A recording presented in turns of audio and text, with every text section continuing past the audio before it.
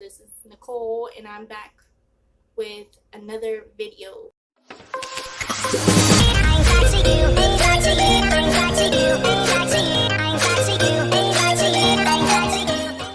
As you can tell from the title, I went through a miscarriage when I was 20 years old. It was in 2015. Me and my baby's father found out one night. I was about 5 weeks along. We had no idea. I was in complete denial. The reason why I took the test was because he was so adamant about taking this damn test and finding out, because I was unaware that men can get, I guess, sympathy pains.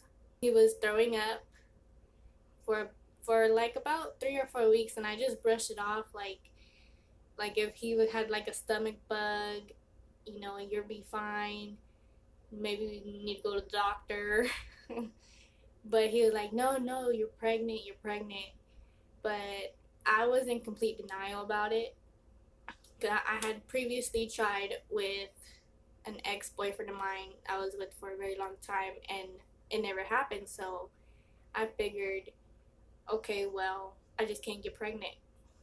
And he also had tried with a previous girlfriend of his, and it never happened. So we were both under the assumption that we could not get pregnant. And so being pregnant never crossed my mind. Looking back, I realized that now, like I was, okay, it's too much information, but I was constipated, and I was like, what's wrong with me? I've never been like this. He was like, you're gonna take a test. And I was like, fine, but you go buy the test. You go in the store and you let me have it, and I'll take it later on. We used to work together nights. We used to be in a tow truck together. So pretty much everything was closed at night except for like gas stations. But it was okay. Yeah, like I was used to it already. And so he was bugging me all night. Hurry up, take the test. Hurry up and take the test. And finally I was like, you know what? Pull over. Let me go pee on this stick just to shut you up. And let that be the end of it. So I go in, I go to the restroom, whatever. I put the test in my purse before it like showed the results, because I was like, I'm not pregnant. I already know. Like, I don't feel pregnant. So I'm right there. I got something to drink. I have something to drink. And I remember, like, as I was going through my purse, like, to get the money, I saw the test, and I was like, and I just, like, looked dead. And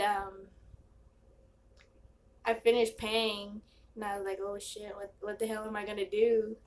I went back to the tow truck, and immediately I was just like, I threw it at him. I was like, are you happy now? And he had like the biggest smile. I remember he was like, are you serious? And I was like, apparently that's what the test says. And he told his supervisor. He called him, and his supervisor was all happy, saying congratulations, everything like that. And in my mind, I'm just like, how the hell did this happen? Like, I couldn't get pregnant. So fast forward, I went the next day. We got a proof of pregnancy, and we told his mom, and his mom was ecstatic. And then we went to my house, and we told my mom, and that was so scary, because my mom is like, what are you gonna do now? You gotta change this, you gotta change that, you gotta change this. And then she finally was like, well, there's a baby. So yeah. And we were all excited, like, we finally told all of our family that week. We took them out to dinner, and we told them. I just blurted it out. I was like, so I'm grabbing breadsticks, like, before the food even comes, before we even order. I'm like, so I'm pregnant. And my family was just like, what? Everybody knew. He was posting statuses like, got this car hooked up. That's diaper money. I'm so excited. And like he was so excited. Um, at this point, it was too dangerous for me to be in the tow truck with him because working in a tow truck can be dangerous at times. So we didn't want to take any chances, like any rude people coming up trying to start stuff. And so I was at home one day. This is about 3 weeks later. I was at home one day and I was watching TV, sitting on the couch, and all of a sudden I'm like, did I just pee myself? And I get up and I go to the restroom. The best way for me to describe it was like a faucet was turned on and it was nothing but blood. So I start screaming, yelling at my mom. And she's like, you need to go to the hospital right now. You need to go. So I called him and he came so fast. Like, I don't know where he was. I doubt he was anywhere close, but he got there within like 5-10 minutes. We waited in the emergency room for 3 or 4 hours, and I was like bawling my eyes out, and he was upset because they wouldn't put me in right away. Finally we get back and they say, okay, well, we're gonna do an ultrasound and see if we can find a heartbeat. So they did the ultrasound and they said, well, we still hear a heartbeat, so maybe it's just a small hemorrhage. It can close up by itself. You just have to be taking it easy and be on bed rest. And I was like, okay, well, what does that mean? And they're like, well, it's a possible miscarriage. And at this point, I'm just expecting the worst, and I feel so hopeless.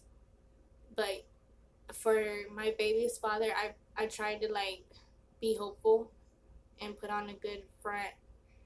So we come home and I'm on bed rest. I'm starting to get depressed about everything, and I stay to myself. I shut a lot of people out. All of my family was shut out. My baby's father was shut out. Like I didn't do it purposely, but I guess like I just needed to be by myself. Then after all this happened, like I start to get morning sickness, nausea, horribly. My mother was so worried about me, and she was like, maybe it's a good sign. Maybe it's a sign that your pregnancy is still active and your levels are going up. This is why you're getting sick, And the whole time, like, my baby's father was so supportive. He always asked if I need anything. He always asked if I wanted anything. He was a very, very included man. And about a month into it, we had a doctor's appointment. And before that doctor's appointment, I was like, you know what? I just need to go to get another ultrasound. I need to go. Like, I feel like we need to go. And I told him, they were like, the baby is still there. They gave me an ultrasound. And they were like, but we can't find a heartbeat. So we leave, and then we're on our way to my house. And I remember telling him, like, pull over, pull over, pull over. Like, I'm about to throw up all in your truck. He pulled over, and I throw up, and I start crying, like crying, just thinking about everything. And finally, we were like, okay, well, we have a doctor's appointment next week, so maybe they just couldn't find it. We were hoping for the best, but preparing for the worst at this point.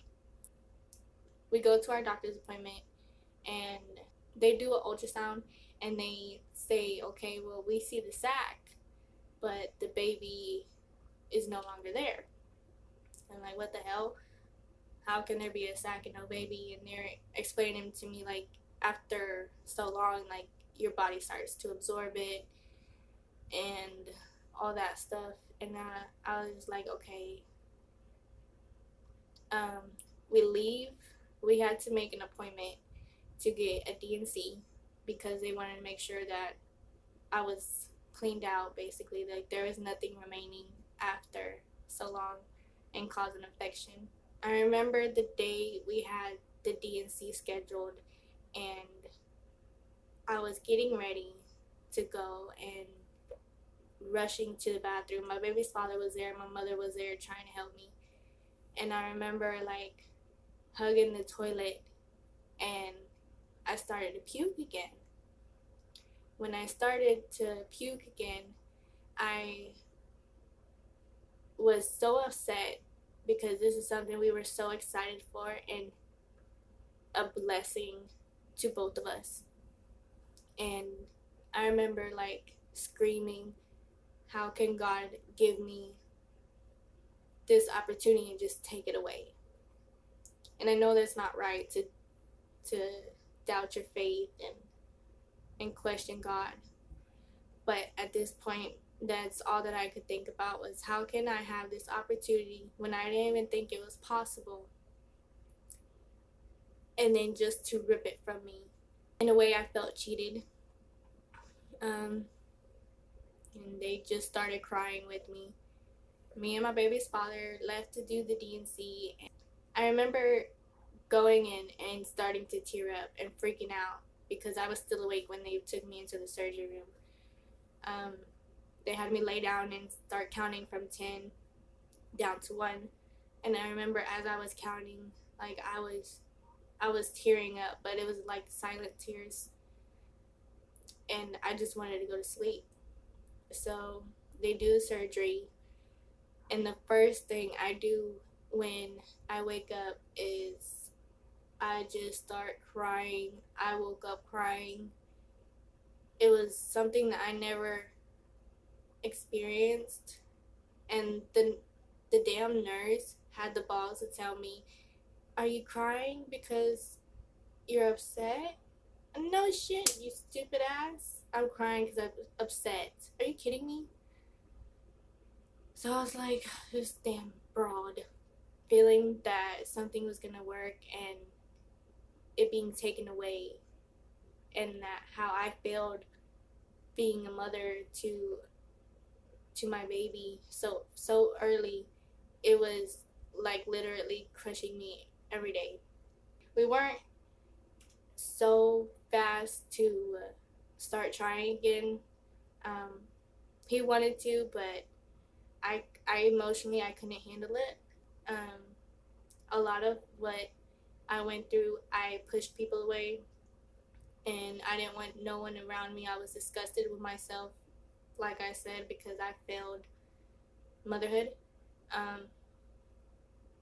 And ever since then, like, things weren't the same. Like, for a month after the surgery, I stayed in my room. I wouldn't come out. I took a shower every now and then. Didn't go back to work with him right away. I just wanted to be by myself, and I don't know if that's like a healthy way. I don't think it is, but it was just a very hard thing to go through, and losing my baby haunts me every day.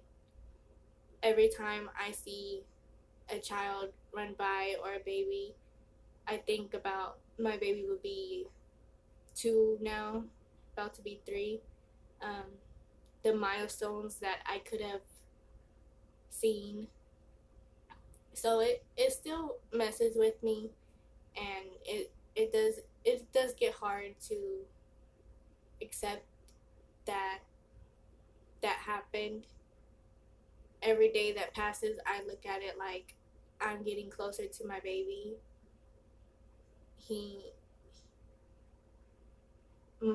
My baby's father now is with my baby. That's gonna be a separate video. But I know that they're watching over me, and I can only do what I can do. even though it was still early, I had the family picked out in my head. Everything made sense when I was pregnant and happy and looking forward to it before it just took a turn. But I think it's something that a lot of women go through that they just don't talk about, because sometimes it does bring up bad memories. If you went through this, I hope this video shows you that you're not alone, that things do happen. We don't always know the reason why, but sometimes they do, and we just have to live with it. Your baby will always be there with you. I feel honestly like my baby is with me a lot, and I try to be the best person I can be because I know they're watching. That's my miscarriage story. It definitely has changed me as a person. It made me terrified of ever getting pregnant again, and that's horrible because all I've ever wanted to be was a mother. When I was asked as a little girl what I wanted to be when I grew up, it was a mom. I wanted to have a big family. I wanted like 4 or 5 kids. But now, just the thought of ever getting pregnant or having to risk going through that again is terrifying. If you enjoyed this video, give it a thumbs up. Subscribe to our channel, the Tainted Italians. Click the bell and get notified whenever we upload. We're coming at you with story times, challenges, crazy ideas that the kids have.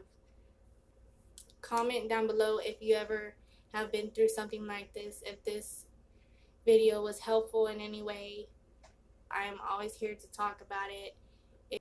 Keep your head up and know that you're not alone.